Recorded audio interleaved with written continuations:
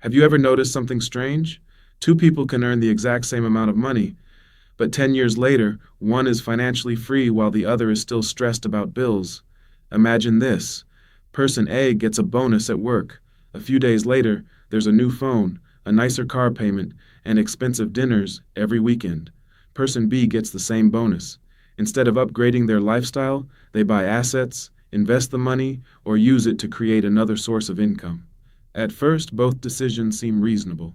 But over time, one person becomes richer and richer, while the other keeps running on the same financial treadmill. So what's the difference? Is it intelligence? Luck? A secret investment strategy? Not usually.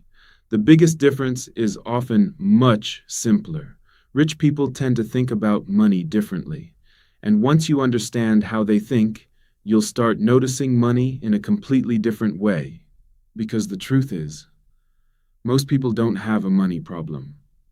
They have a thinking problem, and that thinking quietly shapes every financial decision they make. Let's talk about why.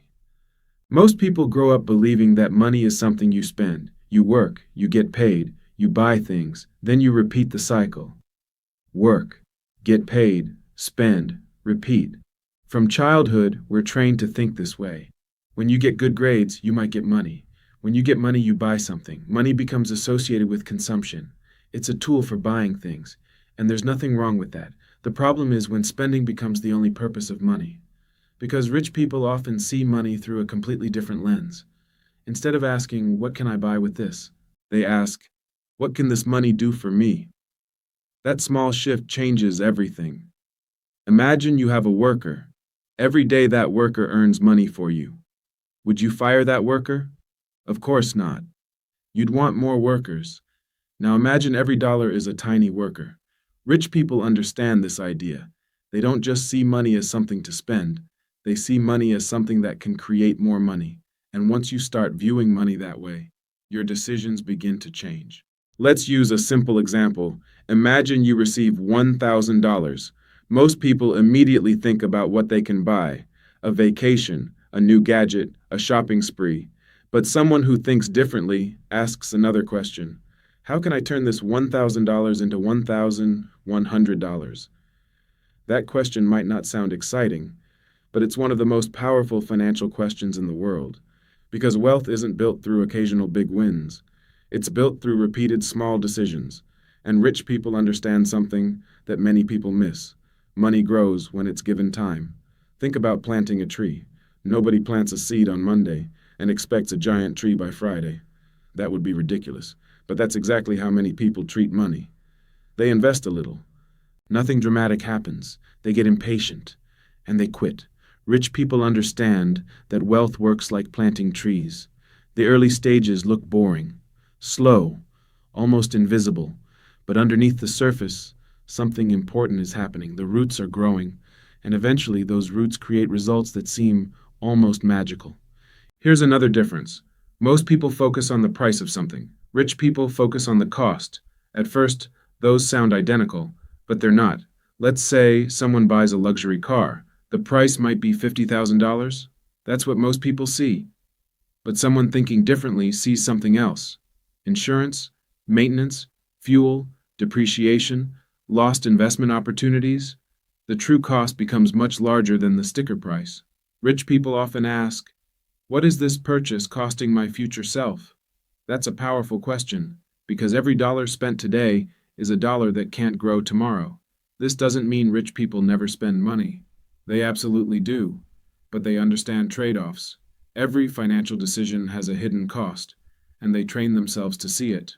Now let's talk about something even deeper, the psychology of delayed gratification.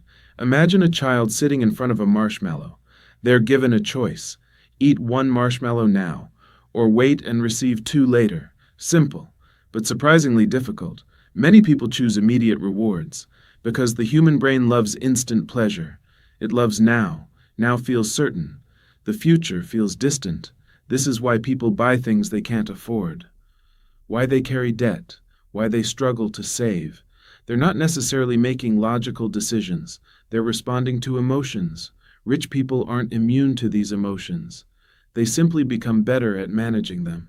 They learn to sacrifice a small reward today for a much bigger reward tomorrow.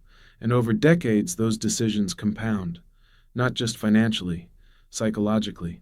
Every time someone chooses the future over the present, they're strengthening a mindset that builds wealth.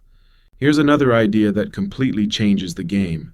Poor thinking often asks, how much does this cost? Rich thinking asks, how much value does this create? Think about education.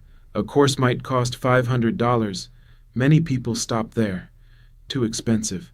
But someone focused on value asks, could this skill help me earn thousands more over the next few years? If the answer is yes, the calculation changes. The same applies to books, skills, businesses, networking, health. Rich people often see spending as an investment when it produces future returns. They understand that not all expenses are equal. Some expenses make you poorer, others make you richer. The ability to tell the difference is incredibly valuable. Now let's discuss one of the biggest mindset shifts of all, the difference between earning money and owning things. Most people focus entirely on income. They ask, how can I make more money? And that's important. But rich people often focus on ownership. They ask, what can I own that produces income? That's a completely different game. Imagine two people.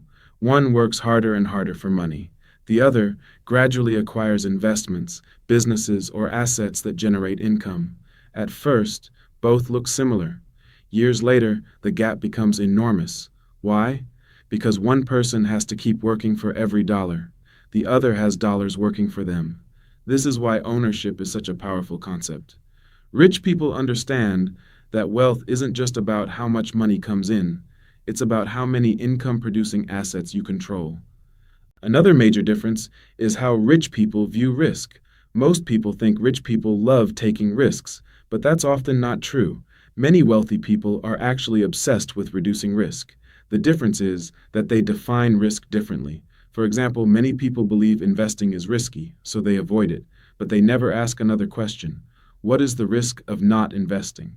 If inflation quietly reduces purchasing power every year, doing nothing carries its own risk. Rich people often compare risks instead of avoiding them completely. They understand that every choice has consequences, even the choice to stay comfortable. Now let's talk about status. This one is huge. Many people buy things to look wealthy. Rich people often focus on becoming wealthy. Those sound similar, but they're opposites. Imagine two people. One spends money to appear successful, the other spends money building assets. The first person gets attention today, the second person gets freedom tomorrow. Social media has made this even harder. Every day we're surrounded by luxury lifestyles, expensive cars, designer clothes, dream vacations. And slowly, many people begin spending money to impress people they barely know. Rich people understand something important. True wealth is often invisible. It's not the car. It's the investment account. It's not the watch. It's the ownership stake. It's not the appearance of success. It's the reality of financial freedom. And those are very different things. So what is the deeper insight behind all of this? It's not that rich people are smarter. It's not that they have some secret financial knowledge. The biggest difference is that they see money as a tool rather than a reward. Most people view money as the finish line. Rich people view money as a vehicle, a tool that can create options, freedom, security, opportunity, time. And once you start thinking that way, everything changes. A paycheck becomes more than spending power. It becomes potential. A dollar becomes more than currency. It becomes a seed.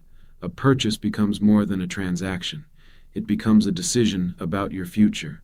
So what's the practical takeaway? The next time money enters your life, don't immediately ask, what should I buy? Ask, what is the smartest thing this money could do for me? Can it eliminate debt? Can it build a skill? Can it buy an asset?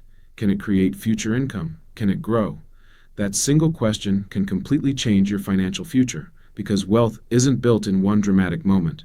It's built through thousands of small decisions that nobody notices. The coffee you skip, the investment you make, the skill you learn, the temptation you resist, the patience you practice. Over time, those decisions stack on top of each other, and eventually, they create a life that looks completely different. Here's the irony. Most people believe becoming wealthy requires making more money. And yes, income matters. But before wealth shows up in your bank account, it usually shows up in your thinking. because the way you think about money determines how you use money, and the way you use money determines whether it disappears or multiplies. So the next time you see someone who seems financially successful, don't just ask how much money they have. Ask how they think. Because the biggest difference between rich people and everyone else isn't always what's in their wallet, it's what's happening inside their mind. And that difference changes everything.